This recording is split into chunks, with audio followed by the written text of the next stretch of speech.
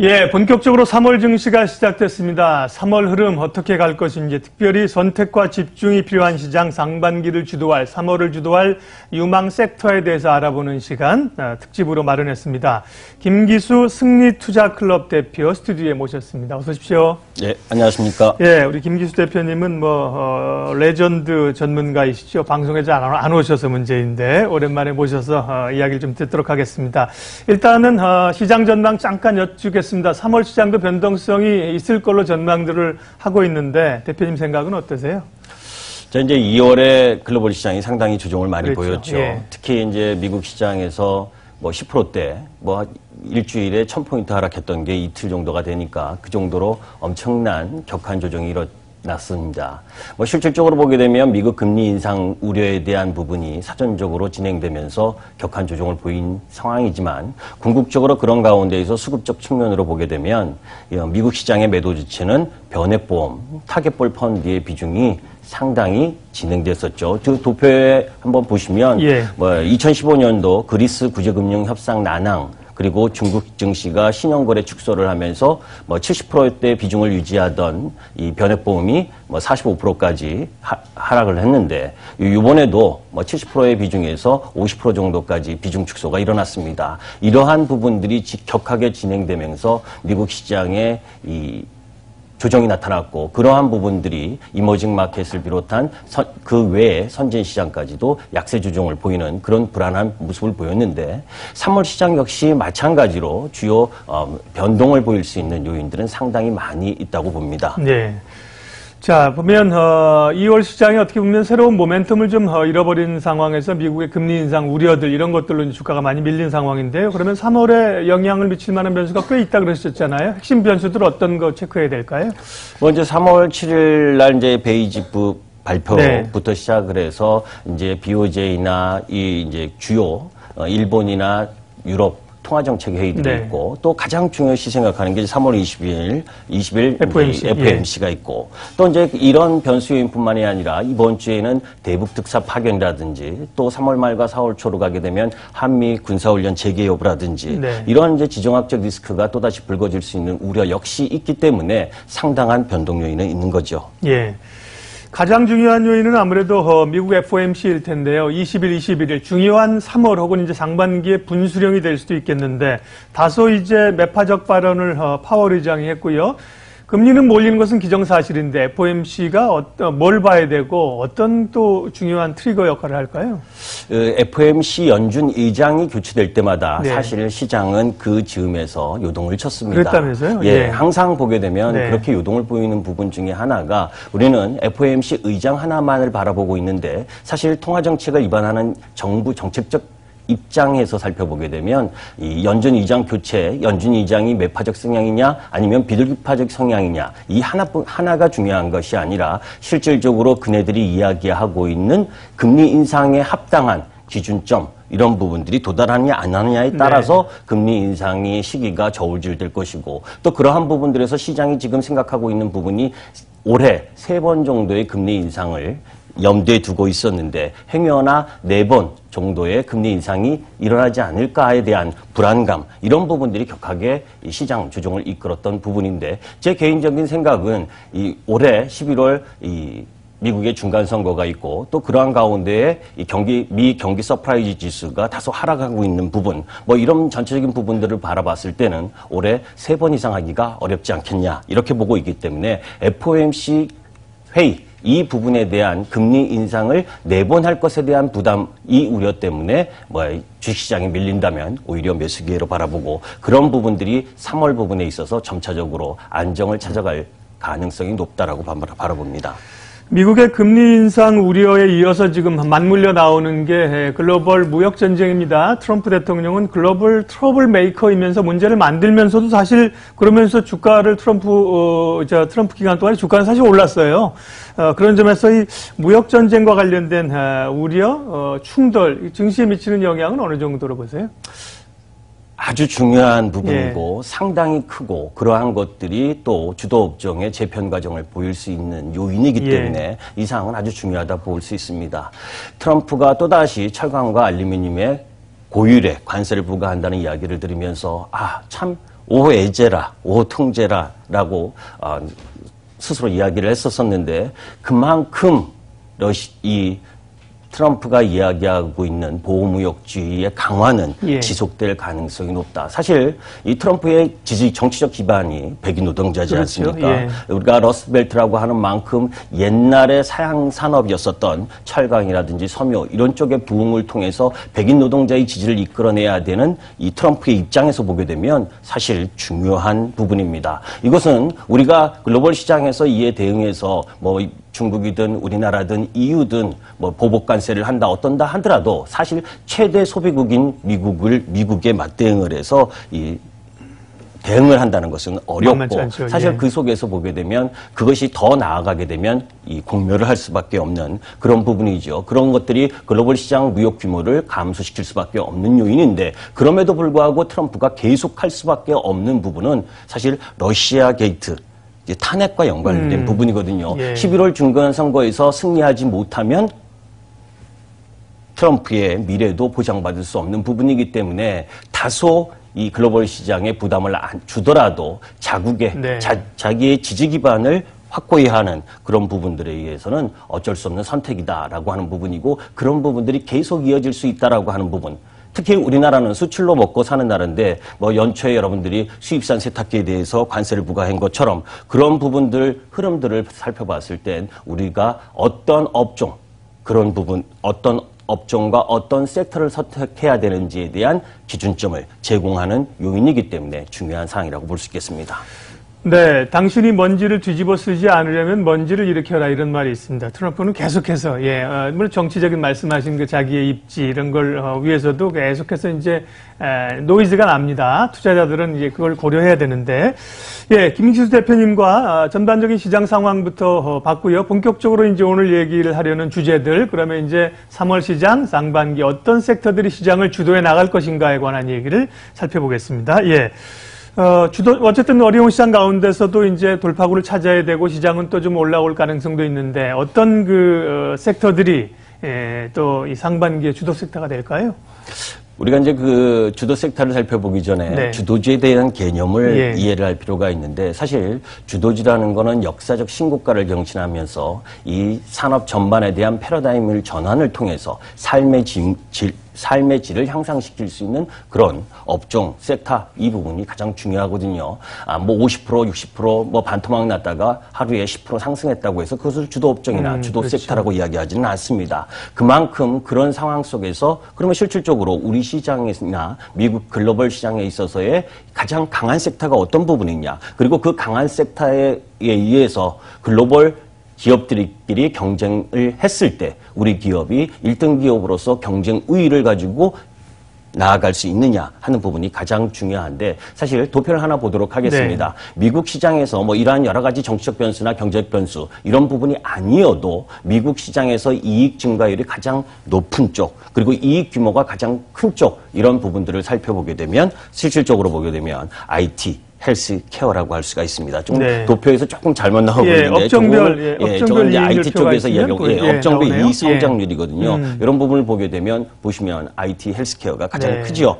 자, 이제 그런 부분들을 우리 시장으로 들어와서 보게 되면 조금 전에 이야기했던 것과 마찬가지입니다. 트럼프발 이 무역 분쟁은 우리 수출 기업들에게 상당한 부담을 안고 있는 요인이기 때문에 글로벌 입지를 확실하게 굳힌 업종, 아까 이양양의 그 전문가가 이야기한 것처럼 반도체라든지 이렇게 세계 굴지에 반드시 필요로 한 이 경쟁력을 갖고 있는 제품 경쟁력이든 기술 경쟁력이든 아니면 글로벌 마켓을 확고하게 유지하고 있는 업종, 섹터 이런 부분들이 가장 중요한 섹터라고 보고 있고 무역 분쟁이라고 한다라고 하는 부분은 결국 그러한 부분들에 있어서 환율적인 부분이나 수출에 있어서의 부담을 안을 수밖에 없기 때문에 내수 업종 쪽 그나마 환율의 영향을 피해갈 수 있는 쪽 그런 쪽 부분에 있어서 제약, 바이오, 헬스케어, 문화 콘텐츠, 그리고 게임 이런 쪽 부분이 다소 자금이 몰릴 가능성이 높다라고 볼 수가 있고 두 번째로는 그래도 4차 산업혁명이라고 우리가 누누이 이야기 듣는 것처럼 그런 업종 부분이 이 글로벌 시장에 있어서의 저성장 구조가 고착화되어 있는 상태에서 나름대로 산업이 성장할 수 있는 그런 부분이기 때문에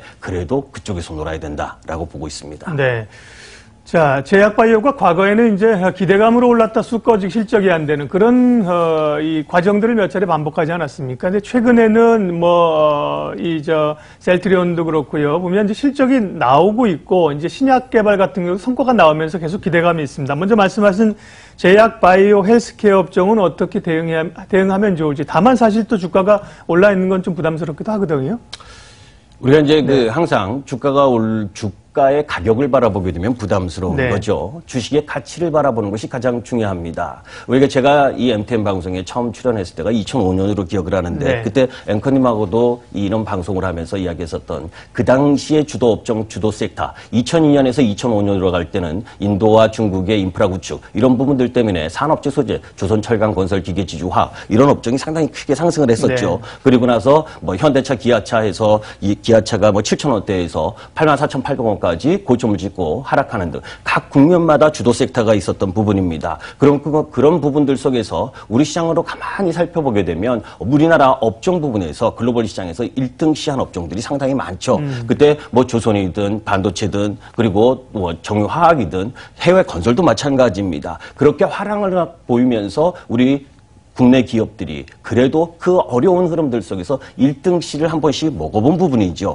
자, 그렇다면 남아있는 부분, 업종 부분에 있어서 1등을 먹은 업종이 어떤 업종이냐라고 하는 부분들을 염두에 둬야 되는데, 지금 제약, 바이오, 작년도 영업이익 부분들이 상당히 증가하고 있습니다. 10년, 15년 그 어려운 과정에서의 연구 흐름들, 그 부분들이 연구 성과가 결과물로 나타나고 있고 기술 수출이나 로열티 이런 부분들로 확인되어지고 있는 부분이거든요. 인구 구조적 노령화 속에서 패러다임의 변화 그리고 오래 살는 고령화 사회로 진입함에 있어서의 제약 바이오 헬스케어는 중요하지 않죠. 그러니까 그만큼 또 이 정부가 또 미래의 먹을거리로 7년 동안 1조 9,700억에 투자를 한다는 이야기. 그 속에서 의료보험 지원 강화나 치매 국가 책임제나 또 줄기세포나 유전자 치료조 이런 관련 규제를 완화하는 부분 이런 정책적인 수혜까지 입는 상황이기 때문에 지금 항상 제약은 미래에 있어서의 성장성을 기반으로 했기 때문에 지금의 현재 실적은 안 나온다 이런 이야기를 많이 하고 있는데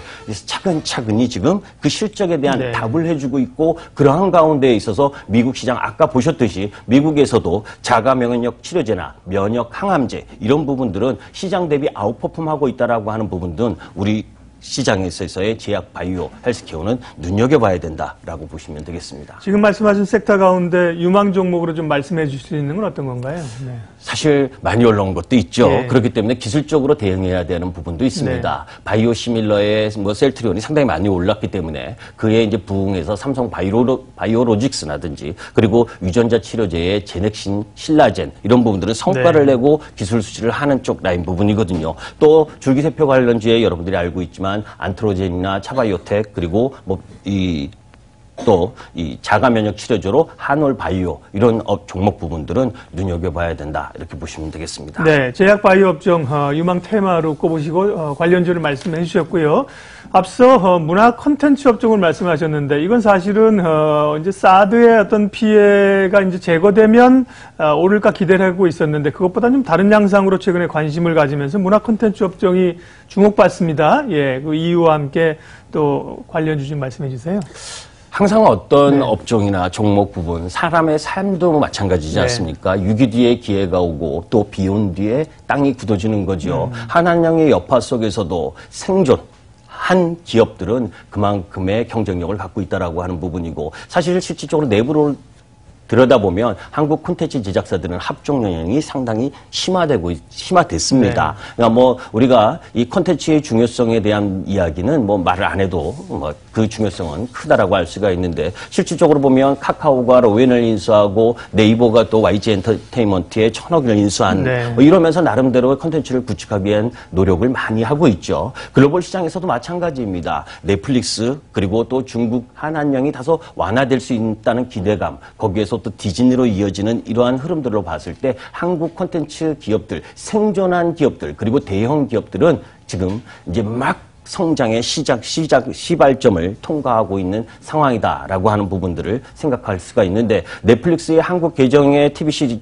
라이브러리는 작년 10월 기준 150여 개에 불과합니다. 이런 부분들은 미국의 9분의 1, 1분의 3분의 1 수준밖에 안 되거든요. 이런 부분들이 이런 회사들이 뭐 비단 이 넷플릭스뿐만이 아니라 아마존이라든지 애플 이런 회사들이 궁극적으로 아시아 지역에 콘텐츠를 확보하기 위한 노력을 지속적으로 할 거고 또 중국의 경우에 한한령 여파 속에서도 지난 4분기 말부터는 실질적으로 이 극소수지만 드라마 영화가 이 중국 플랫폼으로 판매되기 시작했다는 거 그리고 그러한 부분들에 있어서 뭐 우리가 드라마를 많이 보시는 분들은 아시겠지만 한국의 드라마 상당히 경쟁력이 있거든요. 그렇기 때문에 중국이나 동남아, 일본에서 한류의 흐름을 갖고 가고 있고 또 이방카가 이번에 와서도 케이팝에 대해서 상당히 긍정적인 모습을 보여줬죠. 그만큼 한국의 맛을 알면 한국의 멋을 알게 되면 한국에 빠져들 수밖에 없는 매력이 우리 시장 문화 콘텐츠에 있다라고 한다면 그것이 글로벌 시장 흐름에 있어서의 콘텐츠 확보하는 기업들에게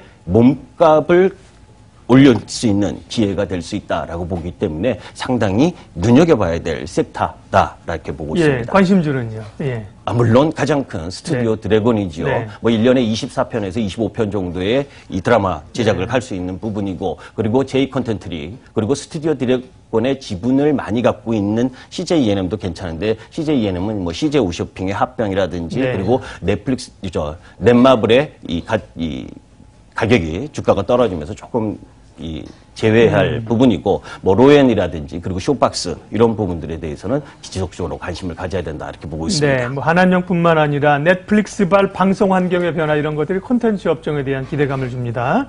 마지막으로 앞서 IT 얘기도 하셨는데요. 반도체하고 4차 산업혁명 또 빼놓을 수 없다고 그러셨습니다. 그 부분을 좀 엮어서 얘기를 하겠습니다. 뭐 도표를 이렇게 한번 보도록 하죠. MSCI 대비 한국 IT 섹터를 보게 되면 우리가 뭐 여러 가지 이야기를 많이 듣습니다. 그런데 실질적으로 보게 되면 2010년 이후에 이 한국의 IT 업종 부분은 글로벌 시장, 특히 미국에 비해서 한 64% 할인돼서 거래되고 있거든요. 그러니까 64% 정도의 비중으로 거래되고 있었는데 지금은 38% 정도입니다. 그만큼 현저하게 저평가되어 있죠. 그런 가운데에서 치킨 게임의 승자이고 그 속에서 이 승리할 수 있는 부분 쪽이 반도체라고 보고 있고 반도체는 뭐 4차 산업혁명과 관련된 업종 부분에 있어서 다 들어가는 쪽이 핵심이니까요. 또 그리고 미국의 기술주들 우리가 이야기하는 팡 업체들을 보게 되면 뭐 페이스북이나 아마존 그리고 하다못해 애플 아이폰 X가 안 팔린다고 애플은 상당히 많이 떨어지는 척하고 했었는데 지금은 다시 신고가 근처에 와 있습니다. 우리 IT 기업들만 박살이 난 부분이거든요. 거기에다가 엔비디아 자율주행을 갖고 있는 엔비디아는 뭐 계속해서 상승을 하고 있는 가장 핵심 핫한 종목이고요. 그런 쪽으로 봤을 때 뭐 한국 IT 섹터 특히 반도체 쪽 부분에 있어서의 흐름들은 팡의 영업이익률이 30%대인데 하이닉스 같은 경우에는 영업이익률이 47%입니다. 그럼에도 불구하고 현저히 저평가됐다는 건 사실 말이 안 되죠. 근데 말이 안 되는 게 시장에서 나타나는 게 기본입니다. 그것은 수급 흐름이죠. 사실 외국인이 2월 달에 1조 5천억을 매도했습니다. 그만큼 매도하고 수급적인 부담을 안고 있기 때문에 이 주식 코스피 시장이 힘을 상대적으로 코스닥 시장보다 못 받고 있는 부분입니다. 아까 여러분들께 이야기했었던 대부분의 업종과 종목 부분이 코스닥 종목인 건 그만큼 코스닥 종목 부분에 있어서 성장 기대감과 또 수급적 측면에서 양호하다는 것을 이야기하는 거고 또 거기에 4차 산업혁명 관련주 그 속에서 점차적으로 성장하는 또 전기차, 빅데이터, 자율주행 뭐 이런 로봇, 스마트 팩토리 이런 부분들도 상당히 많이 놓여 있습니다. 3월 증시 또 길게 보면 상반기 증시를 주도할 주도 섹터들 관심 종목 알아봤습니다. 시간이 더 있으면 얘기를 충분히 할 텐데 조금 아쉬움이 있어야 아쉬움을 남겨놔야 다음에 또 볼 기회가 있기 때문에 이 정도에서 마무리를 하도록 하겠습니다. 승리투자클럽 김기수 대표님 오랜만에 만났습니다. 고맙습니다. 감사합니다.